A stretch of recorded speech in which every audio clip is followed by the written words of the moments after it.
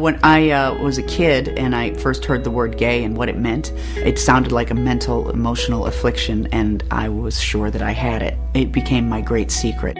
I always knew I was gay since I was very young. I was also very closeted. If you looked back and you saw my room was covered in Phantom of the Opera merchandise, I don't know how closeted that is, but I certainly wasn't talking about it. I had a hard time. I was bullied a lot in school. I actually had to change schools in 8th grade because the bullying got so bad I had to go to a different school. I was homophobic for so much of my life and wasn't really comfortable in my own skin until I was probably 51. I never imagined that I could be speaking out publicly. The fact that I can do that now and live openly is because we have leaders who are strong and make powerful statements. Every single American deserves to be treated equally in the eyes of the law and in the eyes of our society. It's a pretty simple proposition. It's amazing how each generation just keeps pushing the ball forward. President Obama has pushed it forward faster than any time in the history of our community. He's hired more gay and lesbians in his administration than any other sitting president. He repealed Don't Ask, Don't Tell. For we are not a nation that says don't ask, don't tell. We are a nation that says out of many, we are one. All of those brave men and women who are willing to sacrifice their lives for us can now serve openly. This is done. Government workers now have benefits for their partners. And if my partner is sick in the hospital, I have visitation rights. We didn't have any of that before. Having the President of the United States declare his belief that gay couples should be allowed to marry and to use the word marry was incredibly inspiring to watch that all unfold.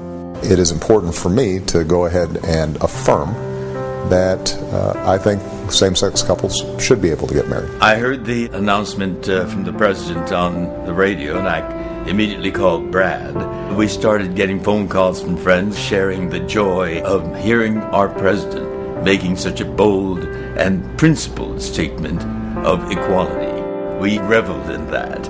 I wept. I was just so happy because it meant the world to me and to my family and the life that my kids will have.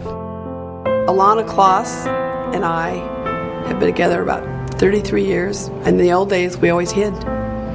And now we don't have to hide. I've waited a long time for that, and there's a lot of people in their grave that have waited forever, that they had to live underground their whole lives. If I was a kid in Albuquerque, New Mexico, 14, 15 years old, and I watched the evening news with my parents, and the sitting president of the United States said, I support gay marriage, it would have changed a lot. And I don't know if he knows how many lives he's changing by just saying that simple thing. He's saving lives, really, and it's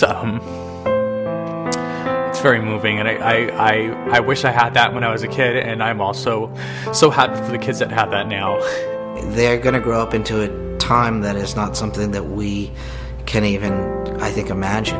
That has to do with finally having a president who is really getting things done and talking about our issues. You are not alone. There are people out there who love you and care about you just the way you are. I was really very grateful to him for standing up for those kids who are having a really rough time out there because of their orientation. As they're trying to come to terms with their own position in this world, that they might be able to do it with a little bit less separation, alienation, that brings me more joy than anything else. You know, all it takes is someone like Mitt Romney in the White House, and we could roll back rights.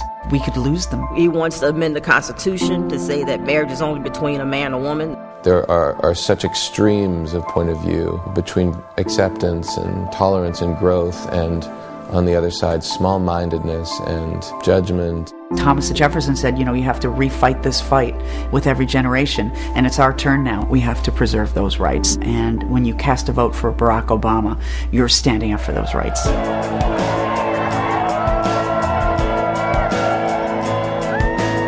You always have to protect change because it's very easy to slide backwards. We're on the brink of major movement forward, and it's incredibly important to re-elect President Obama.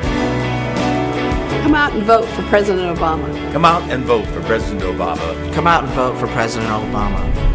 visit barackobama.com/LGBT.